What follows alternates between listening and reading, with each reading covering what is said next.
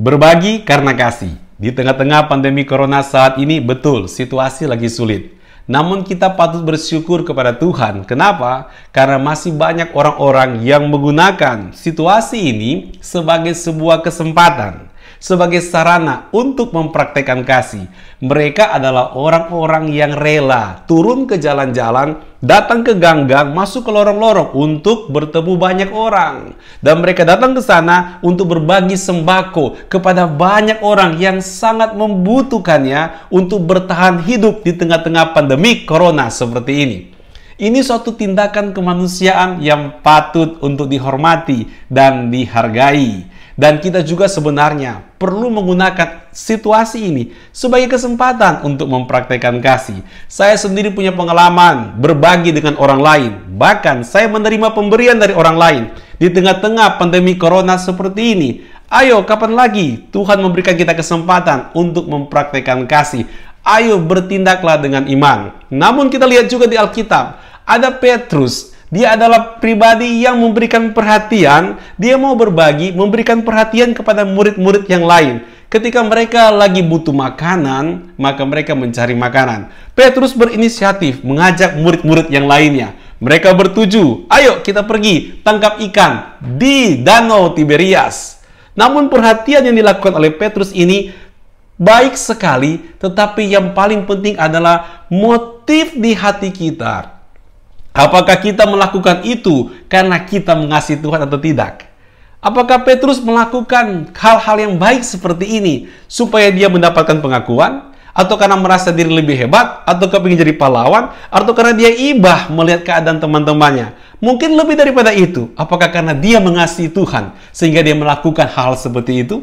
Oleh sebab itu kita sebagai anak-anak Tuhan, ayo kita perlu menjaga hati kita, motif hati kita, agar tetap indah di mata Tuhan ketika kita mempraktikkan kebaikan. Nah, bagaimana caranya? Kita akan belajar kebenaran firman Tuhan. Yang pertama adalah dengan lebih fokus mengasihi Tuhan. Firman Tuhan berkata dalam Yohanes 21 ayat yang ke-15. Sesudah sarapan, Yesus berkata kepada Simon Petrus, "Simon, anak Yohanes, apakah engkau mengasihi aku lebih daripada mereka ini?" Jawab Petrus kepadanya, "Benar Tuhan, engkau tahu bahwa aku mengasihi engkau." Kata Yesus kepadanya, "Gembalakanlah domba-dombaku." Ini hal yang sangat menarik. Yesus Kristus berkata, apakah engkau mengasihi aku dibandingkan rekan-rekanmu ini, dibandingkan kesibukan aktivitasmu ini? Apakah engkau sungguh-sungguh mengasihi Yesus Kristus lebih daripada kegiatan kita? Lebih daripada orang-orang yang sedang kita perhatikan? Nah, di sini Tuhan mengingatkan kita untuk lebih fokus mengasihi Tuhan. Dan yang kedua adalah dengan selalu konsisten menguji kemurnian hati. Yohanes 21 ayat 17. Kata Yesus kepadanya untuk ketiga kalinya, "Simon, anak Yohanes, apakah engkau mengasihi aku?"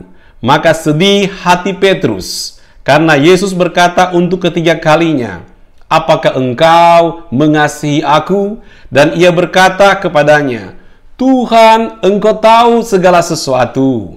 Engkau tahu bahwa aku mengasihi engkau." Kata Yesus kepadanya, "Gembalakanlah domba-dombaku." Tuhan Yesus bertanya kepada Petrus pertanyaan yang sama sampai 3 kali. Artinya apa? Tuhan ingin agar betul-betul Petrus mengutarakan dia mengasihi Tuhan dari kemurnian hatinya yang paling dalam. Sehingga waktu dia memperhatikan domba-domba Tuhan Yesus, memperhatikan murid-murid Tuhan Yesus Kristus, dasarnya harus dari hati yang paling dalam karena mengasihi Tuhan Yesus Kristus. Ketika kita melakukan banyak kegiatan-kegiatan positif dan kegiatan-kegiatan kemanusiaan, itu bagus, sangat baik. Namun kita juga harus berhati-hati. Kita harus menguji hati kita, kemurnian hati kita. Jangan sampai motif kita jadi berubah. Kenapa? Karena hati manusia itu begitu licin. Saking terlalu licin, lama-lama jadi licik. Sehingga nggak bisa dibedakan. Tindakannya boleh baik, tapi motif hatinya apa? Apakah betul karena mengasihi Tuhan, atau mau cari nama, atau mau diakui, atau merasa diri bisa, dan sebagainya? Kita harus jaga hati kita.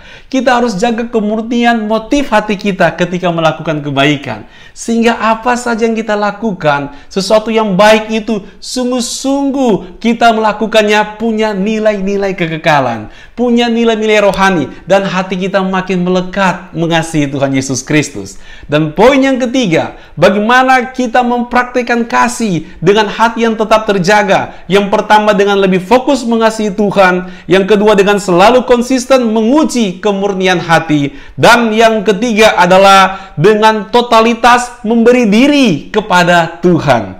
Yohanes 21 ayat 19. Dan hal ini dikatakannya untuk menyatakan bagaimana Petrus akan mati dan memuliakan Allah. Sesudah mengatakan demikian, ia berkata kepada Petrus, "Ikutlah aku." Di sini kita melihat bahwa Tuhan mau Petrus bukan sekadar untuk memberikan perawatan, perlindungan, penjagaan, menggembalakan domba-dombanya Yesus Kristus. Bukan domba sendiri ya, tapi domba-dombanya Yesus Kristus. Bukan sekadar itu, tetapi dia harus belajar untuk ikut Tuhan Yesus Kristus terus-menerus. Jadi ini suatu perintah dari Tuhan. Perintah agar Petrus setiap hari terus-menerus mengikut Tuhan. Jadi bukan hanya melakukan sesuatu buat Tuhan, tapi harus totalitas memberi diri untuk Tuhan Yesus Kristus setiap hari.